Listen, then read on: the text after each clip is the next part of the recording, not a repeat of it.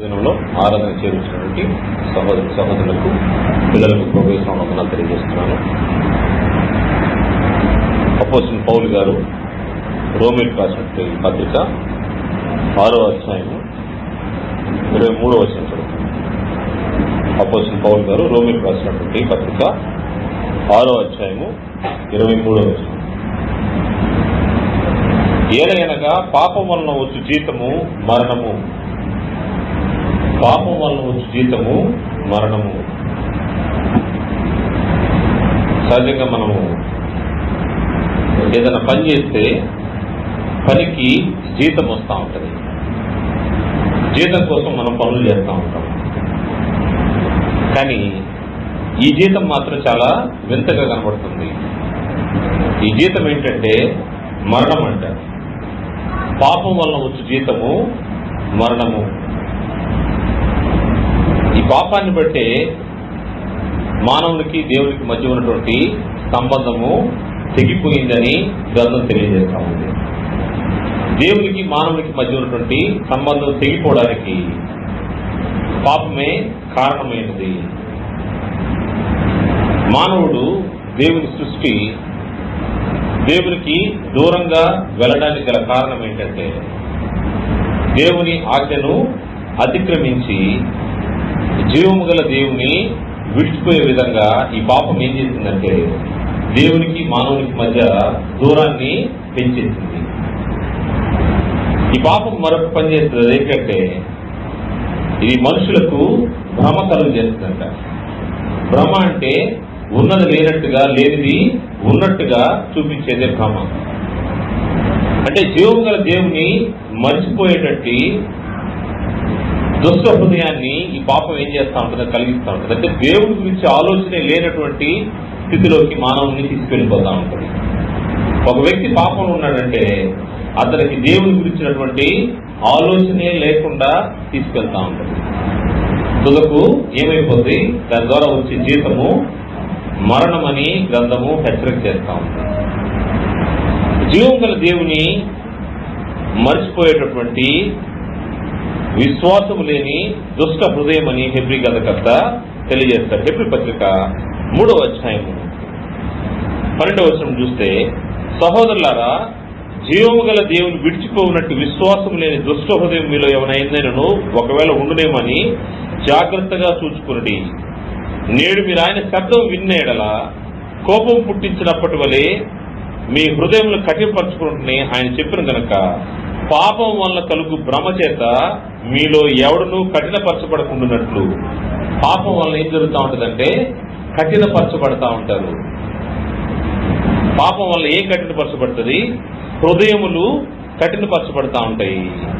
ఏం చేస్తూ ఉంటుందంటే ఈ పాపము మనకు భ్రమ కలిగి చేసి హృదయాన్ని కఠినపరిచి దేవునికి దూరంగా తీసుకెళ్ళిపోతా ఉంటుంది. పాపానికి చిన్న పాపం అని లేదు, పెద్ద పాపం అని లేదు. పాపం ఏం చేస్తుందంటే మనిషిని దేవునికి దూరంగా తీసుకెళ్ళిపోతా ఉంటుంది. అదే భ్రమ కలిగిస్తూ ఉంటుంది. ఈ భ్రమ ఎటువంటి పరిస్థితుల్లోకి తీసుకెళ్తుందంటే నీవు దేవునితో ఉన్నట్టే ఉంటది, దేవుని దగ్గరే ఉన్నట్టుగా కనబడుతుంది. దేవునితో నేను సహవాసం కలిగి ఉన్నాను అనుకుంటూనే నువ్వు పాపంలో ఉంటే పాపం నీకు పర్వాలేదు, నువ్వు గుడికి వెళ్ళు, సహవాసంలో ఉండు, అన్నీ ఉండు అని చెప్తూనే నీకు భ్రమ కలిగించి దేవుని దగ్గర నుంచి దూరంగా తీసుకెళ్ళిపోతా ఉంటుంది. మన గ్రంథంలో అనేక మంది వ్యక్తులు ఇటువంటి భ్రమలో పాపం కలిగించే భ్రమలో పడిపోయి వారు జరిగించిన కార్యక్రమాలు మన గ్రంథంలో అనేకం కనబడతాయి. వాటి ద్వారా వాళ్ళు పొందినటువంటి ప్రతిఫలం కూడా స్పష్టంగా అక్కడ ఉంది. ఒక వ్యక్తి పాపాన్ని ఆశ్రయించాడంటే, లేకపోతే పాపంలో జీవించాడంటే అతను పొందుకునేటువంటి ప్రతిఫలం కూడా గ్రంథంలో ఎక్కడా మర్చిపోలేదు, మరువబడలేదు. అయితే పాపానికి ఏదో తక్కువ పనిష్మెంట్ అన్నట్టుగా ఏం లేదు. పాపం వలన వచ్చు జీతము మరణం అన్న తర్వాత మరణము తప్పితే ఇక వేరే ఏది కూడా దానికి బార్గెన్ చేయడానికి ఛాన్స్ లేదనమాట. అంటే ఇది చిన్న పాపం కాబట్టి చిన్న శిక్ష అనే దానికి ఛాన్స్ లేకుండా దేవుడు ఏం చేశాడంటే దీనికి జీతాన్ని పే చేసాడు అంతే. ఎక్కడ కూడా దాన్ని విడిచిపెట్టలేదు. ఆది సృష్టిలోనే అపవాది మానవుని దూరంగా చేయాలనే ఉద్దేశంతో దేవుని యొక్క సృష్టి అయినటువంటి ఆది దంపతుల్ని ఆదాము హవ్వల్ని అపవాది మోసం చేసే విధంగా అపవాది ప్రేరేపించి దేవుడు ఆజ్ఞాపించిన దాన్ని జరగనీయకుండా దేవుడు ఏదైతే ఆజ్ఞాపించాడో ఆజ్ఞ అతిక్రమము పాపంగా గ్రంథం మనకు తెలియజేస్తా ఉంది. ఆ ఆజ్ఞను వీరు అతిక్రమించి ఏం చేశారంటే పాపంలోకి వెళ్ళిపోయారు. పాపంలోకి వెళ్ళడానికి వారి కళ్ళ ముందు ఏం కనిపించినాయో ఆలోచన చేస్తే హవ్వ కళ్ళకంట ఆ వృక్ష ఫలం ఏ విధంగా కనిపించిందంటే అది ఆహారమునకు మంచిదియు కన్నులకు అందమైనదియు మరియు వివేకం నిచ్చు రమ్యమైనది. అంటే ఎటు చూసినా గాని ఎంతో బాగా అంటే అట్రాక్టివ్ గా కనబడింది. ఎంత అట్రాక్టివ్ గా అంటే మోసపోయేటంత అట్రాక్టివ్ కనబడింది. దాని పక్కన ప్రేరణ, ఒక పక్క ఆజ్ఞ ఉంది. ఆ వృక్ష ఫలాన్ని తినద్దని ఆజ్ఞ ఉన్నంత వరకు, ప్రేరేపించబడినంత వరకు సేఫ్ గానే ఉండింది.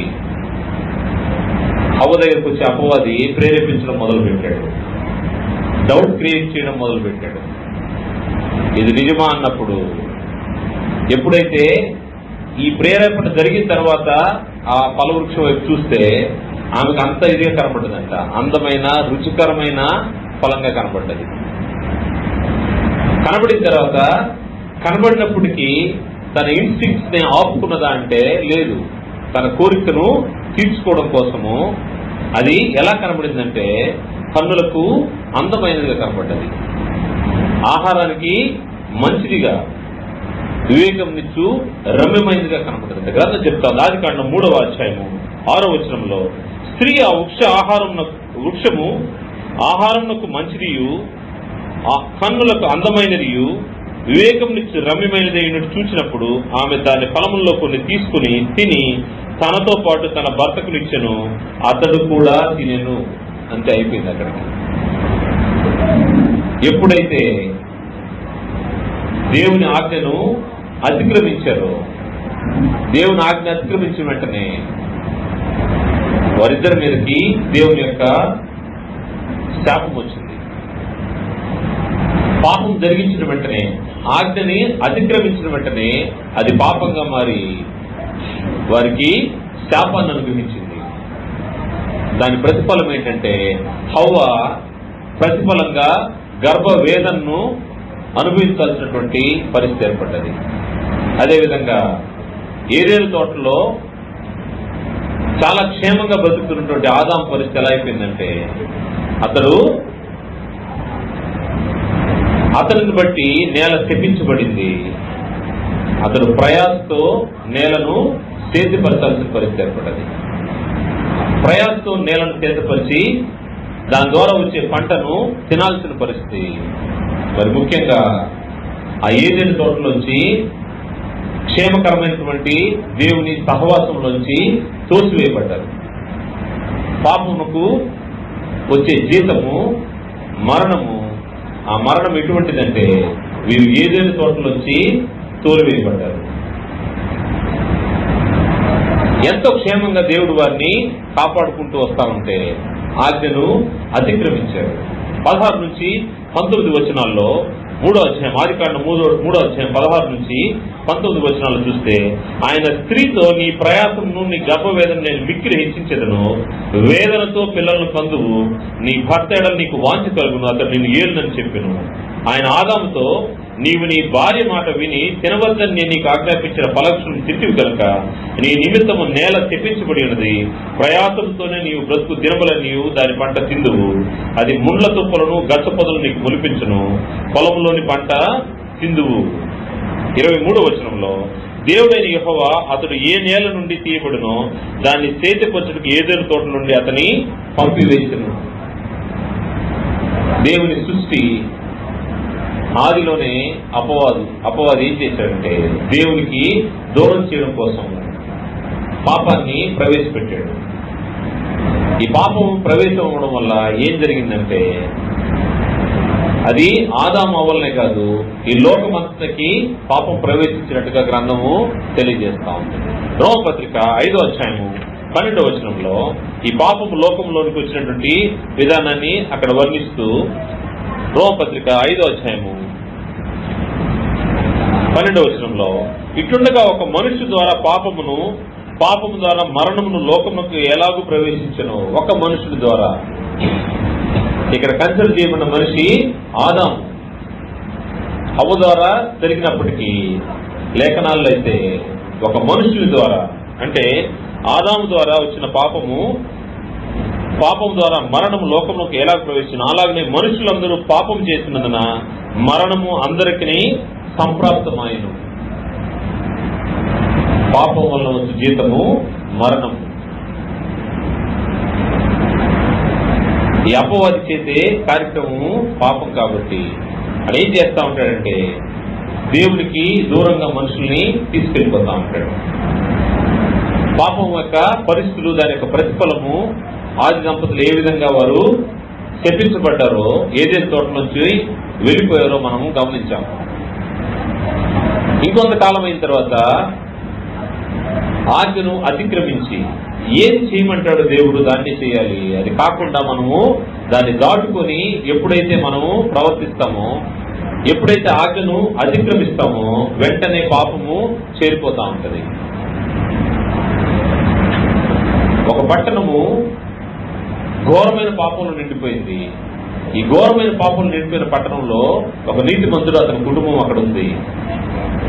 ఆ పరిస్థితుల్లో ఆ నీతిమంతుడి కొరకు అబ్రహాము ప్రార్థన చేస్తా ఉన్నాడు. ఆ ఒక్క కుటుంబాన్ని ఆయన కాపాడమని ఆయన బతిలాడుతూ ప్రార్థన చేసినప్పుడు దేవుడు ఆయన ప్రార్థన విన్న తర్వాత దేవుని యొక్క మాట లోతుకు వినబడింది. లోతుకు వినబడిన తర్వాత లోతు ఏం చేస్తాడంటే, లోతుకు వినబడిన మాట నీ వెనుక చూడకము అనేది మాట. అంటే నువ్వు ముందుకే పరిగెత్తాలి, ముందుకే ఈ ఊరు దాటి బయటకు వచ్చేయాలి, ఈ పట్టణాన్ని దాటి బయటకు వచ్చేయాలి. నువ్వు వెనక్కి చూడడానికి లేదు. కారణం ఏంటంటే ఆ పట్టణము పాపంతో నిండిపోయింది. ఆ పట్టణాన్ని దేవుడు నాశనం చేయాలని ఆలోచన చేశాడు. దేవుని ఆజ్ఞ ఏమొచ్చిందంటే లోతు కుటుంబానికి, లోతు భార్య, అతని కుమార్తెలు ఉన్నారు. వారికి వినిపించినటువంటి దేవుని మాట నీ వెనుక చూడకము, ఈ ఫల వృక్షము, ఈ ఫలములు తినద్దు. ఆదాము అవలంబించినటువంటి దేవుని యొక్క ఆజ్ఞ మాటను మీరారు. ఇక్కడ కూడా ఒక మాట వినబడతా ఉంది, నీ వెనుక చూడకము. ఇటువంటి పరిస్థితుల్లో ఏం జరిగిందంటే లోతు భార్య పిల్లలు ఆ యొక్క పట్టణాన్ని దాటుకొని వస్తా ఉన్నారు. వెనుక తిరగకుండానే వస్తా ఉన్నారు. పరిగెత్తి ఒక గ్రామాన్ని చేరుకుంటా ఉన్నాడు. చేరుకున్నప్పుడు ఆ గ్రామాన్ని నాశనం చేయనని దేవుడు అతనికి వాగ్దానం చేశాడు. చివరికి ఆ గ్రామం చేరుకున్నారు. క్షేమంగా ఉన్న సమయంలో లోతు భార్య వెనక్కి తిరిగి చూసింది. లోతు భార్య ఏం చేసింది? వెనక్కి తిరిగి చూసింది. వెనక్కి తిరిగి చూడడానికి గల కారణం ఏంటంటే తను ఎంతో కాలం ఆ ప్రాంతంలో జీవించింది. ఎన్నో కోరికలు, ఎన్నో అనుభవాలు, ఎన్నో తీపి జ్ఞాపకాలు ఆమెకున్నాయేమో, కానీ దేవుని దృష్టిలో అయితే అది పాపము. అక్కడ ఆమెకు మధుర జ్ఞాపకాలేమో గాని పాపము. ఆమె ఏమనుకుందంటే చివరిగా ఒకసారి చూద్దాం అనుకుంది. చూసి ఏం జరిగిందంటే ఉప్పు స్తంభం అయిపోయింది. పాపం నుంచి బయటికి తీసుకొచ్చి దేవుడు రక్షిస్తే మరలా దాని వైపు వెనక్కి తిరిగి చూస్తే ఇటువంటి గతి పట్టే అవకాశం ఉంది. వెనక్కి తిరిగి చూసింది, ఉప్పు స్తంభం అయిపోయింది. ఏదైతే ఆజ్ఞ ఇవ్వబడ్డదో ఆజ్ఞలోనే ఉండాల్సిన అవసరం ఉంది. నువ్వు వెనక్కు చూడకూడదు అన్న తర్వాత చూడకుండా ఉండాల్సిన అవసరం ఉంది. ఆదికాండము 19వ అధ్యాయము 17వ వచనం నుండి 26వ వచనం వరకు చూస్తే, ఆ దూతలు వారిని వెలుపలికి తీసుకువచ్చిన తరువాత ఆయన, నీ ప్రాణమును దక్కించుకున్నట్లు పారిపోము, నీ వెనుక చూడకము, ఈ మైదానములో ఎక్కడ నిలువుక నీవు నశించిపోకుండా ఆ పర్వతముకు పారిపోమని చెప్పగా, లోతు, ప్రభువా అలా కాదు, ఇదిగో నీ కటాక్షం నీ దాసుల మీదకి వచ్చినది, నా ప్రాణం రక్షించడం వలన నీవు నా ఏళ్ల కనుపరిచిన నీ కృపను గణపరిచితివి, నేను ఆ పర్వతం తప్పించుకుని పోలేను, ఈ కీడు నాకు సంభవించి చచ్చిపోదునేమో, ఇదిగో పారిపోవుటకు ఈ ఊరు సమీపంలో ఉన్నది, అది చిన్నది, నన్ను అక్కడికి తప్పించుకుని పోనిమ్మని, అది చిన్నది కదా నేను బ్రతుకుదని చెప్పినప్పుడు ఆయన, ఇదిగో నీవు చెప్పిన ఈ ఊరు నాశనం చేయను, ఈ విషయంలో నీ మనవి అంగీకరించుకుని నీవు త్వరపడి అక్కడికి తప్పించుకుని పొమ్ము, నీవు అక్కడ చేరు వరకు నేనేమీ చేయలేను నేను, అందుచేత ఆ ఊరికి సోయరు పేరు పెట్టబడను. లోతు సోయరుకు వచ్చినప్పుడు ఆ దేశంలో సూర్యుడు ఉదయించును. అప్పుడు యెహోవా సొదొమ మీదను గొమొర్రా మీదను యెహోవా నుండి గంధకమును అగ్నిని ఆకాశం నుండి కురిపించి ఆ పట్టణమును ఆ మైదానం అంతటిని ఆ పట్టణంలో నివసించే వారందరినీ నేల మొలకలను నాశనం చేసెను. అయితే లోతు భార్య అతని వెనుక నుండి తిరిగి చూచి ఉప్పు స్తంభమాయను. ఆ 2 పట్టణాలు కాలిపోతా ఉన్నాయి. దేవుడు నాశనం చేస్తాడని చెప్పాడు. అక్కడి నుంచి వీరిని పిలుచుకున్నాడు, వేరుగా ఉండాలని ఆలోచన చేశాడు, వాళ్ళని రక్షించాడు. కానీ రక్షణను నిలబెట్టుకోలేకపోయినటువంటి స్థితిలో లోతు భార్య కనబడతా ఉంది. విశ్వాసులుగా మనకు ఇదొక పెద్ద పాఠం. వెనుక తిరిగి చూడకుండా ఉండాల్సిన అవసరం ఉంది. వెనుక తిరగడం విషయంలో దేవుని ఆజ్ఞ ఏదైతే ఉందో దానిని తూచా తప్పకుండా పాటించాలి. అందుకే భూమిపై ఉన్న దినాల్లో ప్రభువారు లోతు భార్య గురించి ఒకసారి జ్ఞాపకం చేసుకోండి ఆయన గుర్తు చేస్తా ఉన్నాడు.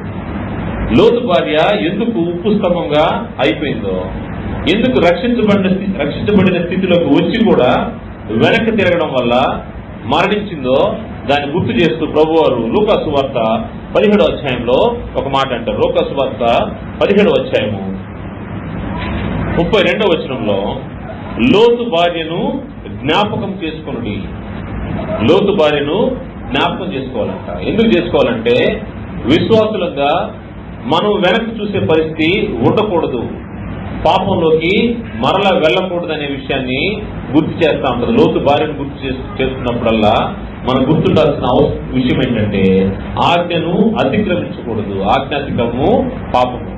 నువ్వు పాపంలోకి వెళ్ళావంటే దేవుడి రక్షణను కోల్పోతావు, దేవుడిచ్చే రక్షణను కోల్పోతావు. దేవుడు ఎటువంటి వారిని రక్షిస్తాడంటే ఆయన ఆజ్ఞలను తూచా తప్పకుండా పాటించే వారి కోసము ఆయన తన కుమారుని యొక్క ప్రాణాన్ని పెట్టాడు. అలా కాకుండా నువ్వు తీసుకున్న డెసిషన్ ఒకటి, మరలా వెనక్కి తిరిగి చూసే పరిస్థితి ఉండకూడదు అనేది గ్రంథం హెచ్చరిక చేస్తాం. పాపం జరిగినటువంటి ఆ 2 పట్టణాల్లోంచి వీరిని కాపాడిన తర్వాత క్షేమకరమైనటువంటి దేవుని యొక్క పరిస్థితిలో తీసుకొచ్చిన తర్వాత వెనక్కి తిరిగితే జరిగే పరిణామం ఎలా ఉంటుందంటే పాపం వల్ల వచ్చే జీతము మరణము, ఉప్పు స్తంభం అయిపోయింది. అందుకే గ్రంథంలో ఒక మాట ఉంది, నాగటి మీద చెయ్యి పెట్టి వెనుక తట్టు చూసువాడెవడును దేవుని రాజ్యమునకు పాత్రుడు కాడు.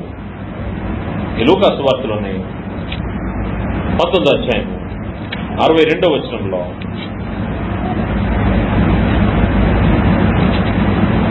9వ అధ్యాయము 62వ వచనం, లూకా సువార్త 9వ అధ్యాయం 62వ వచనంలో ప్రభువు చెప్తున్నమాట, నాగటి మీద చెయ్యి పెట్టి వెనుక తట్టు చూచువాడు ఎవడను దేవుని రాజ్యమునకు పాత్రుడు కాడని మీతో చెప్పాను.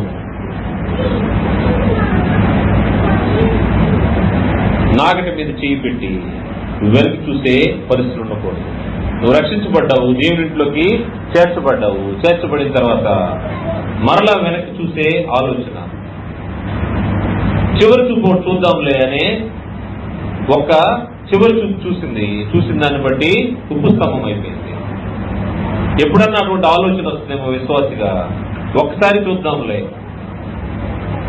ఒక్కసారి వెనక్కి అనే ఆలోచన వచ్చిందంటే అది ఎటువంటి పరిస్థితుల్లో నువ్వు ఉన్నప్పటికీ అది చిన్నదా పెద్దదా అనేది కాదు, దాని ద్వారా వచ్చే జీతం ఒకటి మాత్రము తప్పకుండా నేను తీసుకోవాల్సిన పరిస్థితిని గ్రంథం హెచ్చరిక చేస్తా ఉంది. ఆ జీతము మరణము.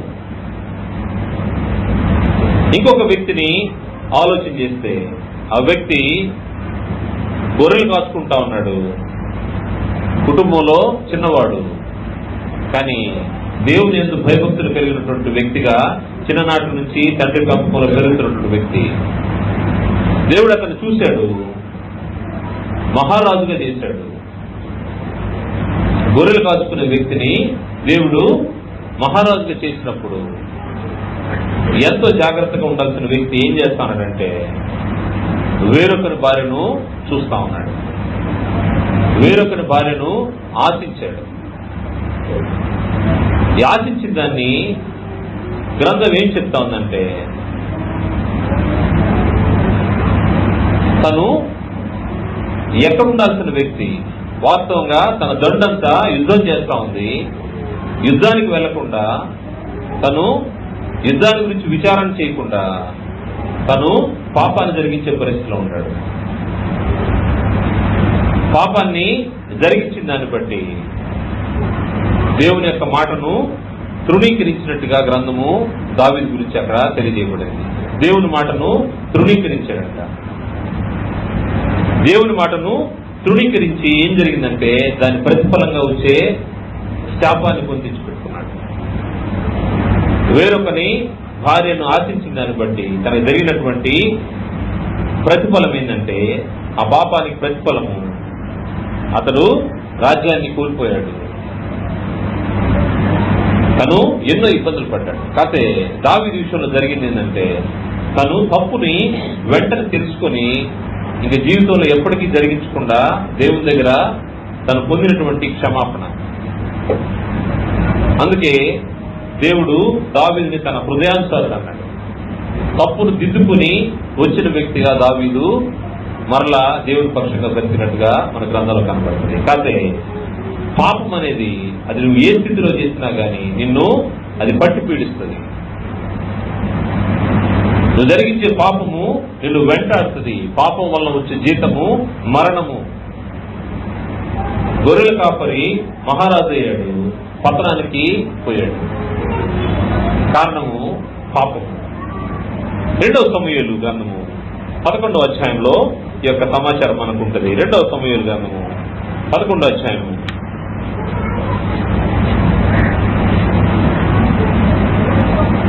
మొదటి 5 వచనాలు చూస్తే, వసంతకాలమున రాజులు యుద్ధమునకు బయలుదేరు సమయమున దావీదు యోవాబును అతని వారిని ఇశ్రాయేల్ అందరినీ పంపగా వారు అమ్మోనీయులను సంహరించి రబ్బా పట్టణమును ముట్టడి వేసి, అయితే దావీదు యెరూషలేము నందు నిలిచెను. ఒకనొక దినమున పొద్దుకుంకు వెళ్ళ దావీదు పడక మీద నుండి లేచి రాజనగర్ మిద్దెపై నడుచు పైనుండి చూస్తుండగా స్నానం చేయ ఒక స్త్రీ కనబడను. ఆ బహు సౌందర్యవతి ఉండి చూచి దావీదు దాని సమాచారం తెలుసుకుంటకే ఒక దూతను పంపాను. అతడు వచ్చి ఆమె ఎలీయాము కుమార్తెయు హిత్తీయుడకు ఉరియాకు భార్య అయిన బెత్షెబాని తెలియజేయగా దావీదు దూతల చేత ఆమెను పిలువనంపెను. ఆమె అతని ఎదుకు రాగా అతడు ఆమెతో సేవించెను. కలిగిన అపవిత్రత పోగొట్టుకుని ఆమె తన ఇంటికి మరల వచ్చెను. ఆ స్త్రీ గర్భవతి. నేను గర్భవతి అయితే నేను దావీదుకు వర్తమానం పంపగా, ఒక్కసారి తను ఎక్కడ ఉండాల్సిన వ్యక్తితో ఎటువంటి పరిస్థితుల్లో పాపంలోకి జోగిపోయాడో ఆలోచన చేస్తే, దాని తర్వాత తప్పును కప్పిపుచ్చుకోవడానికి పలు రకాల తప్పులు జరిగిస్తూ వచ్చాడు. చివరికి ఆమె యొక్క భర్తను చంపించేదానికి ప్రయత్నం చేసి దాన్ని కూడా జరిగించేశాడు. అంటే ఒక పాపము ఎన్ని పాపాలకు దారితీస్తా ఉందో, ఎంతటి తన ముందు జరిగే దేని కూడా తను విచక్షణ లేకుండా జరిగించుకుంటూ వెళ్ళిపోతా ఉన్నాడు. ఈ సమయంలో దేవుని యొక్క వర్తమానము నాతాను ద్వారా, ప్రవక్త అయినటువంటి నాతాను ద్వారా వినపడ్డది. ఎప్పుడైతే ప్రవక్త వచ్చి నీవు యెహోవా మాటను తృణీకరించావని, ఆయన దృష్టికి చెడుతనం జరిగించావని ఎప్పుడైతే హెచ్చరిక జరిగిందో, వెంటనే అతను పశ్చాత్తాపడి తను చేసినటువంటి తప్పును తెలుసుకుని మార్చుకున్నాడు. అటువంటి పరిస్థితుల్లో అతను ఒక కీర్తన కూడా రాశాడు దావీదు. 51వ కీర్తన తను నాతాను చేత హెచ్చరించబడిన తర్వాత రాసినటువంటి కీర్తన. అతని యొక్క మానసిక స్థితి ఎంత ధైర్యంగా ఉందో అక్కడ ఆ కీర్తన బట్టి ఆలోచన చేయొచ్చు. ఆ కీర్తనలో 51వ కీర్తన 3వ వచనం చూస్తే, నా అతిక్రమం నాకు తెలిసే ఉన్నవి, నా పాపం ఎల్లప్పుడూ నా ఎదుట నున్నది. పాపము వాకిట్లోనే పొంచుందంట. విశ్వాసులంగా జాగ్రత్తగా ఉండాల్సిన పరిస్థితి. పాపం వాకిట్లోనే పొంచుంటది. నువ్వు దేవుని యొక్క సహవాసంలో దేవునితో ఉన్నంత వరకు క్షేమంగా ఉంటావు. నువ్వు అడుగు బయటకు వేసావంటే పాపము పొంచుంటది. పాపము ఎదుటే ఉండి నిన్ను కబలించేదానికి ప్రయత్నం చేస్తా ఉంటుంది. అది ఏ రకంగా అయినా అవ్వచ్చు. ఇతడు ఆశించి పాపంలోకి జారిపోయాడు. ఇంకొందరు వ్యక్తులు ఉన్నారు. గ్రంథంలో ఆలోచన చేస్తే గెహాజీ వెండి కోసము, వస్త్రాల కోసము పాపంలోకి చిక్కుపోయాడు. దాని ద్వారా పొందినటువంటి ప్రతిఫలం కూడా మనకు తెలుసు. ఏ నయమాను ఆ దేశానికి వచ్చి అన్యుడు దేవుని యొక్క మాటకు విధేయత చూపించి, వాస్తవంగా తనకు వచ్చిన సమాచారము కేవలం ఆ ఇంట్లో పనిచేసే ఒక దాసి ద్వారా తనకు వచ్చింది. కానీ తను చూపించిన విధేయత అయితే చాలా గొప్పది. ఎంతో దూరం నుంచి ప్రయాణం ఇచ్చాడు, ప్రవక్త దగ్గరికి వచ్చాడు. వచ్చిన తర్వాత ప్రవక్త కూడా ఏం చెప్పలేదు, వెళ్ళి ఆ నదిలో 7 మార్లు మునగమన్నాడు. ఇంత దూరం నేను వస్తే ట్రీట్మెంట్ చాలా సింపుల్ గా ఉంది అని కూడా అతను వెనుకంజ వేయలేదు. మాటకు లోబడ్డాడు. మాటకు లోబడి ఏం జరిగింది? అక్కడ తనకు మేలు జరిగింది. విధేయత చూపించిన దాన్ని బట్టి మేలు జరిగింది. కుష్ఠరోగాన్ని పోగొట్టుకున్నాడు. కానీ గెహాజీ అయితే కుష్ఠరోగాన్ని, నయమాను పోగొట్టుకున్న కుష్ఠరోగాన్ని కొని తెచ్చుకున్నాడు. దేనికోసం కొని తెచ్చుకున్నాడంటే, సమయంలో తను వెండిని, వస్త్రాలను ఆశించాడు. పాపం జరిగించడానికి ముందుకెళ్ళాడు. ప్రవక్త చెప్తాడు, ఇది సమయమా అని అడుగుతా ఉన్నాడు. వాస్తవంగా నయమాను ఏ రోగాన్ని అయితే పోగొట్టుకున్నాడో ఆ రోగము చిరకాలం తనకుండే విధంగా గెహాజీ శాపాన్ని గుర్తించుకున్నాడు. 2 రాజుల గ్రంథము 5వ అధ్యాయము 20వ వచనంలో చూస్తే, 2 రాజుల గ్రంథము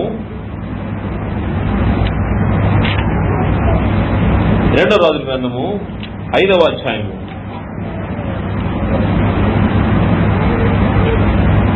20వ వచనం నుండి 27వ వచనం వరకు, అంతట దైవజనుడైన ఎలీషాకు సేవకుడకు గెహాజీ, స్త్రీ, నేను ఈ నయమాను తీసుకొచ్చిన వాటిని అంగీకరించుటకు నా యజమానికి మనసు లేకపోయాను గాని యెహోవా జీవముతోడు నేను పరిగెత్తుకుపోయి అతను కలుసుకుని అతని యొద్ద ఏదేనుని తీసుకుందని అనుకున్నాను.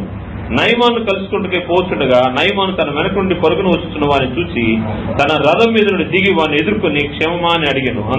అతడు క్షేమని చెప్పి, నా యజమానుడు నా చేత వర్తమానం పంపి, ప్రవక్తల శిష్యుల్లో 2 యవనులు ఎఫ్రాయిము మన్యం నుండి నా ఎదుగు ఇప్పుడే వచ్చిరు గనుక నీవు వారి కొరకు 2 మణుగుల వెండి 2 దుస్తుల బట్టలను దయచేయమని సెలవిస్తున్నాడనను. అందుకు నయమాను, నీకు అనుకూలమైతే రెట్టింపు వెండి తీసుకోమని బతిలాడి 2 సంచులలో 4 మణుగుల వెండి కట్టి 2 దుస్తుల బట్టలనిచ్చి తన పనివారిలో 2 మీద వాటిని వేయగా వారు గెహాజీ ముందర వాటిని మోసుకుని పోయి మెట్ల దగ్గరకు వారు రాగానే వారి యొద్ద నుండి గెహాజీ వాటిని తీసుకుని ఇంట్లో దాచి వారికి సెలవేగా వారు వెళ్లిపోయి అంతట లోపలికి పోయి తన యజమానుని ముందర నిలువుగా ఎలీషా వారిని చూసి తను ఏం చేసి వచ్చాడు?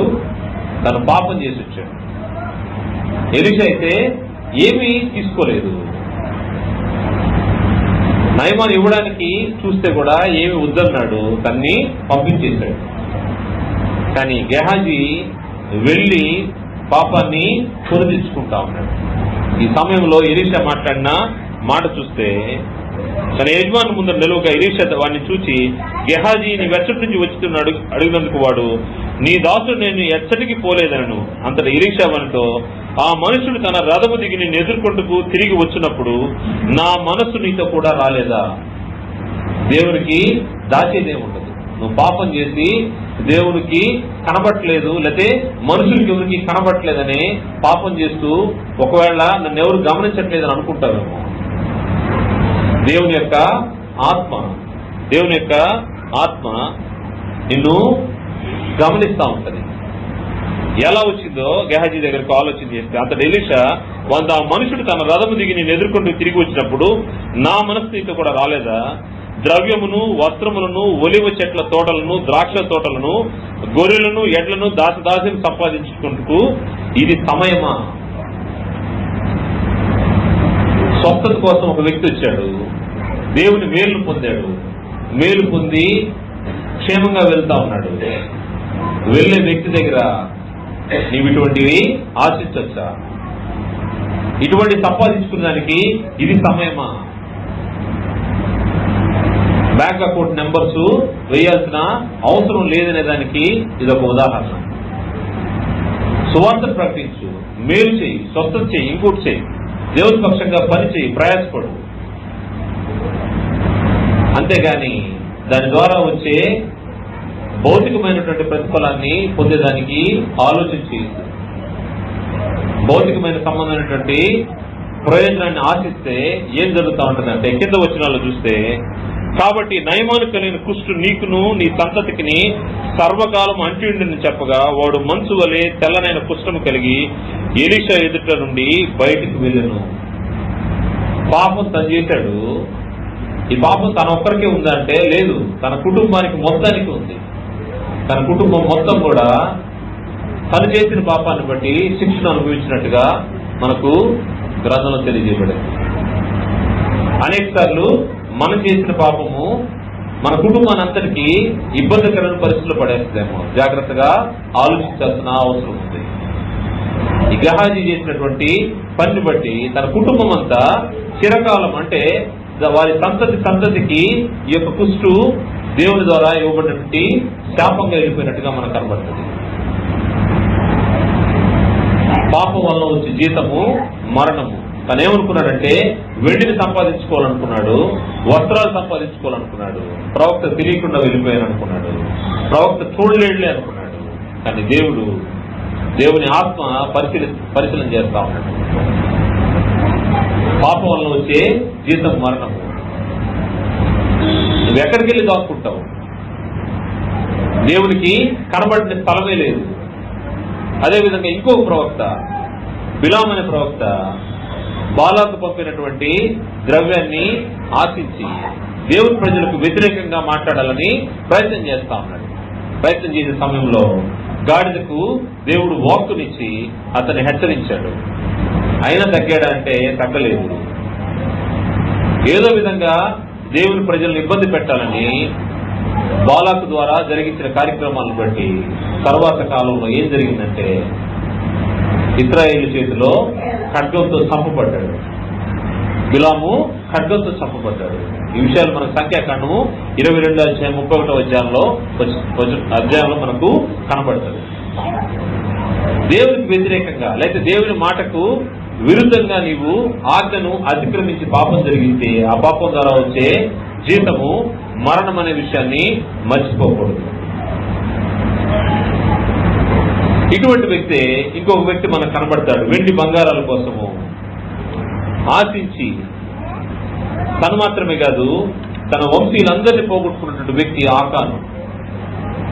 ఏం చేశాడంటే శక్తమైన దాంట్లో ఒక దేశం మీదకి యుద్ధం వెళ్ళినప్పుడు దాన్ని మొత్తాన్ని నాశనం చేయమన్నప్పుడు ఆ నాశనం చేయకుండా శక్తమైన దాంట్లో కొంత తీసుకుని వచ్చి దాచిపెట్టుకున్నాడు. ఎక్కడ దాచాడంటే తన గుడారంలో అడుగున దాచిపెట్టుకున్నాడు. దేవుని ఉగ్రత ఇశ్రాయేలు మీద ప్రజల మీదకి వచ్చింది. అప్పుడు యెహోషువ ఎందువల్ల జరుగుతా ఉందని ప్రార్థన చేసినప్పుడు దేవుని యొక్క మాట వినబడ్డది. శపితమైంది పాళెంలో ఉంది, దాన్ని తీసివేసే వరకు ఈ తెగులు ఆగదు. ఎవరని విచారం చేస్తే చివరికి ఆకాను దగ్గరికి వచ్చింది. ఆకాను ఒప్పుకున్నాడు, జరిగిన తప్పుని ఒప్పుకున్నాడు. ఒప్పుకున్న తర్వాత తన గుడారం దగ్గరికి వెళ్ళి గుడారము అడుగున తవ్వి తీస్తే అక్కడ తను దాచినటువంటి బంగారము, అక్కడ నుంచి తెచ్చుకున్నటువంటి వస్తువు. దేవుని ఆజ్ఞ ఏమైందంటే సర్వాన్ని నాశనం చేసినామంటే దాంట్లోంచి కొంత తెచ్చుకున్నాడు. ఆదాము అవ్వలు జరిగించినటువంటిది. ఆహారానికి మంచిదైందంట, కళ్ళకు బాగా కనపడ్డది, వివేకం ఇచ్చు రమ్యమైనదిగా కనపడ్డది. లోకంలో ఈ భౌతిక సంబంధమైన ప్రతి ఒక్కటి మనకు అట్టాగే కనబడతా ఉంటుంది. యాకాను కూడా అదే విధంగా కనిపించింది. ఏం జరిగిందంటే రాళ్లతో కొట్టబడి వారి కుటుంబం అంతా రాళ్లతో కొట్టబడి చంపబడినట్టుగా మనకు కనబడుతుంది. యెహోషువ గ్రంథము 7వ అధ్యాయము, యెహోషువ గ్రంథము 7వ అధ్యాయంలో ఈ సమాచారం మనకు కనబడుతుంది. 26వ వచనం, చివరి వచనం చూద్దాం. వారిని రాళ్లతో కొట్టిన తర్వాత అగ్ని చేత కాల్చి వారి మీద రాళ్లను పెద్ద కుప్పగా వేసిరి, అది నేటి వరకు ఉన్నది. అప్పుడు యెహోవా కోపోద్రేకము విడిచిన వాడే మల్లుకొన్నందు చేతను నేటి వరకు ఆ చోటికి ఆకోరు లోయ అని పేరు. ఆకోరు లోయ, ఆకోరు లోయ అంటే పుట్టినట్లో బాధ లోయ. ఈ విధంగా దేవునికి వ్యతిరేకంగా, దేవుని మాటకు వ్యతిరేకంగా పాపం జరిగించినటువంటి వ్యక్తులు పాపం ద్వారా వచ్చే మరణాన్ని పొందుకున్నారు. ప్రభు వారి శిష్యుల్లో ఒకడైనటువంటి యూదా ఇస్కరియోతు కూడా తను జరిగించినటువంటి పాపం ఏంటంటే 30 వెండి నాణాల కొరకు, 30 వెండి నాణాల కొరకు రక్షకుణ్ణి అమ్మివేశాడు. తను జరిగించినటువంటి పాపం నుంచి బయటపడ్డాడంటే బయటపడలేదు. 30 వెండి నాణాలకి ప్రధాన యాజకుల దగ్గర తీసుకుని వారితో ఒప్పందాన్ని కుదుర్చుకొని సమయం కోసం ఎదురు చూస్తా ఉన్నాడు. ఎప్పుడు సమయం దొరుకుతుందా, ఎప్పుడు సమయం దొరికితే ప్రభుని పట్టిద్దామా అనే ఆలోచనలో ఉన్నాడు. సమయం దొరికింది, పట్టించాడు. వారు ఆయన సిలువకు అప్పచెప్పారు. ఎప్పుడైతే సిలువకు అప్పచెప్పారో, ఎప్పుడైతే సిలువలో ప్రభు వారు మరణించారో, ఆ వార్త తెచ్చుకున్నటువంటి వ్యక్తి ఏం చేశాడంటే ఉరి పెట్టుకున్నాడు.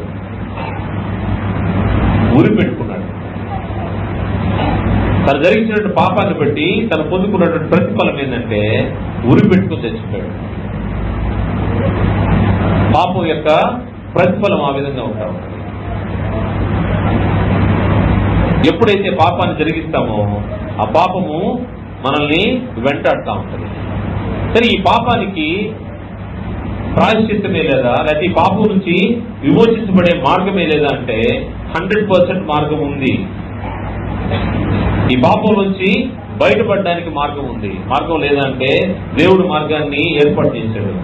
ఆ మార్గం ఎవరో కాదు, మన రక్షకుడు అయినటువంటి క్రీస్తు ప్రభు వారు. క్రీస్తు ప్రభు వారిని మన పాపాల కోసం ఆయన సిలువలో బలి చేశాడు. ఈ లోకంలో ఉన్నటువంటి ప్రతి ఒక్కరి పాపముల కోసం దేవుడు లోకాన్ని ఎంతో ప్రేమించి తన కుమారుణ్ణి ఈ లోకం కోసము బలి ఇవ్వడానికి, ఎవరైతే ఆయన నామందు విశ్వాసం ఉంచుతారో వారిని రక్షించడానికి, పాపం నుంచి విమోచించడానికి, దేవుని కుమారుని ద్వారా రక్షణ కలిగించడానికి దేవుని యొక్క ఏర్పాటు ఉంది. దేవుని ఏర్పాటులోకి రాకపోతే నీకు ఒక అవకాశం ఉంది. అవకాశం ఏంటంటే నీవు క్రీస్తు ప్రభువుని నీ సొంత రక్షకుడిగా అంగీకరించాల్సిన అవసరం ఉంది. క్రీస్తు ప్రభువు ద్వారానే, క్రీస్తు ప్రభువు యొక్క రక్తము ద్వారా నీ పాపములు కడిగివేయబడతాయి. ఈ పాపం వలన వచ్చే జీతము మరణమని మనము గ్రంథంలో చూశాము. ఈ పాపాలు విమోచించడానికే క్రీస్తు ప్రభువు ఈ భూమి మీదకి వచ్చారు. ఎవరైతే క్రీస్తు యేసునందు ఉంటారో వారికి శిక్షా విధి లేదని గ్రంథం తెలియజేస్తా ఉంది. క్రీస్తు యేసు యొక్క రక్తంలో తమ పాపములు కడుక్కున్న వారికి మరణం అనేది లేదు. పాపంలో వచ్చే జీతము మరణమని మనం అనుకున్నాము. ఈ మరణం నుంచి జీవములోనికి క్రీస్తు ప్రభువు యొక్క రక్తం ద్వారా కడుగుబడిన వారు దాటించబడతా ఉంటారు. రోమపత్రిక 8వ అధ్యాయము మొదటి వచనంలో, కాబట్టి ఇప్పుడు క్రీస్తు యేసునందున్న వారికి ఏ శిక్షా విధియు లేదు, అంటే మరణము లేదు. నువ్వు తెలియక గతంలో జరిగించిన పాపాలను బట్టి నీకు శిక్ష లేదు. ఆ శిక్ష క్రీస్తు వారిపై మోపబడింది. మనం నిలబడాల్సిన స్థానంలో మన బదులు మనల్ని పక్కనెట్టి దేవుడు ఏం చేశాడంటే ఆయన ప్రియకుమారుని అక్కడ నిలబెట్టి మన శిక్షను ఆయన మీద వేశాడు. ఇప్పుడు క్రీస్తు యేసునందున్న వారికి ఏ శిక్ష విధి లేదు. క్రీస్తు యేసునందు జీవమునిచ్చు ఆత్మ యొక్క నియమము పాప మరణంలో నియమం నుండి నన్ను విడిపించెను. పాప మరణంలో నియమం. ఎప్పుడైతే పాపం జరిగిస్తామో పాపం వలన వచ్చే జీతము మరణము. మరణంలోకి వ్యక్తి వెళ్ళిపోతా ఉంటాడు. ఆజ్ఞను అతిక్రమించినప్పుడే మరణంలోకి వెళ్ళిపోతా ఉంటాడు. కానీ ఇప్పుడైతే ఏం జరుగుతా ఉందంటే ఆ క్రీస్తు యేసునందు జీవమునిచ్చు ఆత్మ యొక్క నియమము పాప మరణంల నియమం నుండి మనల్ని రక్షిస్తూ ఉంటుంది. క్రీస్తు యేసులోనికి వచ్చిన వారికి ఇది అనుభవమే. క్రీస్తు యేసు యొక్క రక్తంలో తమ పాపను కడుక్కున్న వారికి ఇది అనుభవమే. పాప మరణం నియమం నుండి రక్షించబడతా ఉంటారు. ఒకవేళ ఇంకా నీవు రక్షించబడకుండా ఉంటే ఆలోచన చేయాల్సినటువంటి సమయం ఇది. పాపానికి ప్రతిఫలం తప్పకుండా ఉంటుంది. దాని నుంచి ఎటువంటి బార్గెన్ లేదు, లేకపోతే ఎటువంటి దాంట్లో డిస్కౌంట్ లేదు. ఏదో తక్కువ చేసి చూసే పరిస్థితి లేదు. నువ్వు పాపం జరిగించావంటే, ఆజ్ఞ అతిక్రమించావంటే పాపం పొందబోయే ప్రతిఫలాన్ని పొందుకోవాల్సిన అవసరం ఉంది. అది అనుభవించవలసిందే. నువ్వు ఎప్పుడైతే క్రీస్తు యేసులోకి వస్తావో నీ పాపములన్నీ కడిగి వేయబడతాయి. నువ్వు పాపంలోనే జీవిస్తూ నువ్వు మరణిస్తే, నువ్వు పాపంలోనే జీవిస్తూ క్రీస్తు యేసుని ఎరగకుండా క్రీస్తు యేసు దగ్గరకు రాకుండా ఉంటే నువ్వు పొందబోయేది ఎటువంటిదో ఒకసారి ఆలోచన చేస్తే అది నిత్య నాశనము. పాపం వలన ఏం జరుగుతూ ఉంటుందంటే నిత్య నాశనం వస్తూ ఉంటుందని గ్రంథము హెచ్చరిక చేస్తా ఉంది. తెస్సలోనికీయులకు రాసినటువంటి 2వ పత్రిక 1వ అధ్యాయము, తెస్సలోనికీయులకు రాసినటువంటి అపోస్తలుడు పౌలు గారు తెస్సలోనికీయులకు రాసినటువంటి 2వ పత్రిక 1వ అధ్యాయము 6వ వచనం చూస్తే, ప్రభు అయిన యేసు తన ప్రభావాన్ని కనపరచు దూతలతో కూడా పరలోకం నుండి అగ్ని జ్వాలలో ప్రత్యక్షమై దేవుని ఎరుగని వారికిని మన ప్రభు అయిన యేసు సువార్తకు లోబడిన వారికిని ప్రతిదండన చేయనప్పుడు ఇక్కడ ఒక పరిస్థితి ఏర్పడుతుందని, అది రాబోయే దాని గురించి ఇక్కడ తెలుపబడింది. ఎటువంటి పరిస్థితుల్లో ప్రభు వారు వస్తారో చూస్తే అక్కడ ప్రభు అయిన యేసు తన ప్రభావాన్ని కనపరచు దూతలతో కూడా పరలోకం నుండి అగ్ని జ్వాలలో ప్రత్యక్షమై దేవుని ఎరుగని వారికిని మన ప్రభు అయిన యేసు సువార్తకు లోబడి వారిని ప్రతిదండన చేయు సమయం. అది నీకు సువార్త వినబడ్డది, వినబడిన తర్వాత దాని గురించి ఆలోచన లేకుండా పాపాన్ని కడుక్కోవడానికి ఇష్టపడకుండా ఇంకా లోపంలోనే బ్రతుకుతా ఉంటే, ఇంకా పాపంలోనే జీవిస్తా ఉంటే ప్రతిదండన ఒక రోజు వస్తుంది. ఆ ప్రతిదండన సమయంలో ఏం జరుగుతుందో మనం గమనిస్తే, ప్రభు అయిన యేసు సువార్తకు లోబడిన వారికి ప్రతిదండ చేయనప్పుడు మిమ్మల్ని శ్రమపరచు వారికి శ్రమయు, శ్రమ పొందుతున్న మీకును మాతో కూడా విశ్రాంతి అనుగ్రహించిన దేవునికి న్యాయమే. ఆ దినమున తన పరిశుద్ధుల యందు మహిమపరచబట్టుకును విశ్వసించిన వారి అందరి యందు ప్రశంసపట్టుకును ప్రభు వచ్చినప్పుడు అట్టివారు ఆయన సముఖము నుండి ఆయన ప్రభావం అందలి మహిమ నుండి పారదోలబడి నిత్య నాశనమును దండన పొందుదురు. దేవుని యొక్క సముఖంలో ఉండేదానికి అవకాశం లేకుండా క్రీస్తు ప్రభు వారు తన దూతలతో వచ్చినప్పుడు పాపం స్థితిలో ఉన్నవారు లేకపోతే పాపంలో ఉన్నవారు పారదోలపడతారంట. ఆయన సముఖములో ఉండకుండా పారదోలపడి నిత్య నాశనమును దండనను పొందుదురు. ఏలయనగా మేము మీకు ఇచ్చిన సాక్ష్యం మీరు నమ్మితిరి. నమ్మిన వారు రక్షించబడతారు, నమ్మని వారికి శిక్ష విధించబడను. గ్రంథం స్పష్టంగా చెప్పిన మాట. నమ్మిన వారికి రక్షణ, నమ్మని వారికి శిక్ష. నమ్మకుండా పాపంలోనే జీవిస్తూ పాపంలోనే నీ యొక్క స్థితిని గడుపుకుంటూ వెళ్ళిపోతా ఉన్నామంటే ఒకరోజు శిక్ష అనుభవించాల్సి వస్తుంది. పాపం వలన వచ్చే జీతము మరణము. ఈ మరణాన్ని నీవు చవి చూడాల్సిన అవసరం ఏర్పడుతుంది. ఈ మరణం ఎటువంటిదంటే నిత్య నాశనము. ఈ మరణము నిత్య నాశనం, దేవుని మహిమలోకి చోటు లేకుండా ఉండే మరణం. విశ్వాసులంగా దేవుని ఇంట్లోకి చేర్చబడిన వారంగా మనం ఆలోచన చేయాల్సింది ఏంటంటే, రకరకాల పరిస్థితుల్లో మనుషులు కొట్టబడ్డారు. మనం గమనించాము. కంటికి ఏది నచ్చితే, ఏది కావాలనుకుంటే దాన్ని కోరుకొని, ఇష్టపడి, ఆశించి, పాపాన్ని జరిగించి, దేవుని మాటను అతిక్రమించి పాపాన్ని జరిగించిన వ్యక్తులు పొందినటువంటి ప్రతిఫలాలను మనము గ్రంథంలోంచి గమనించాము. దేవునితో నడిచిన వారే, దేవునికి ఇష్టమైన వారే, దేవునితో ఉన్నవారు కూడా ప్రభువారితో నడిచినటువంటి వ్యక్తే ప్రభువారిని పట్టించడానికి, దాని ద్వారా ఏమన్నా పొందుకున్నాడంటే ఏం లేదు, దాన్ని అనుభవించకుండానే ఊరే పెట్టుకుని చనిపోయాడు యోధ ఇస్కరియోతు. గెహాజీ పరిస్థితి కూడా అదే. బట్టలు తెచ్చుకున్నాడు, వెండి తెచ్చుకున్నాడు, అనుభవించాడంటే అనుభవించకుండానే కుష్టుతోటే పాడైపోయాడు. బిలాము కూడా అదే పరిస్థితి. ద్రవ్యాన్ని ఎక్స్పెక్ట్ చేశాడు, కానీ ఖడ్గంతో చంపబడ్డాడు. విశ్వాసులంగా మనకివి గుణపాఠాలుగా ఉన్నాయి. మనకు బుద్ధి ఇచ్చే విధంగా ఈ విషయాలు మనకు గ్రంథంలో పొందుపరచబడ్డాయి. కారణం ఏంటంటే, పాపం వల్ల వచ్చే జీతము మరణము. ఈ పాపం ద్వారా నిత్య నాశనానికి వెళ్లకుండా ఉండాలనేది దేవుని యొక్క సంకల్పమైంది. కాబట్టి క్రీస్తు యేసు ద్వారా రక్షించబడిన మనము జాగ్రత్త కలిగి ప్రతి విషయంలో, మనం జరిగించే ప్రతి విషయంలో అది మనం చూసేదానికి, ఎందుకంటే పాపము భ్రమ కలిగిస్తుందని కూడా మనం హెబ్రీ పత్రికలో గమనించాము. అంటే ఇది ఏం కాదులే, ఇది చిన్నదేలే, ఇది చేయొచ్చు, ఇది పెద్ద ఇబ్బందికరం కాదులే అనే విధంగా మనిషిని ప్రలోభపెట్టి భ్రమ చేసి పాపము జరిగించేదానికి, పాపం వల్ల ఏం జరుగుతూ ఉంటుందంటే మరణంలోకి వెళ్ళిపోతూ ఉంటాం. అందువల్ల జాగ్రత్త పడాల్సిన సమయం ఇది.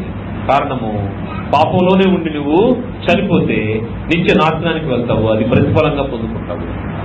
పాపంలోంచి బయటకు వచ్చి దేవుని బిడ్డగా కొనసాగి దేవునితో నీ యొక్క జీవితాన్ని గడిపితే దేవుని మహిమలో ఉంటావు.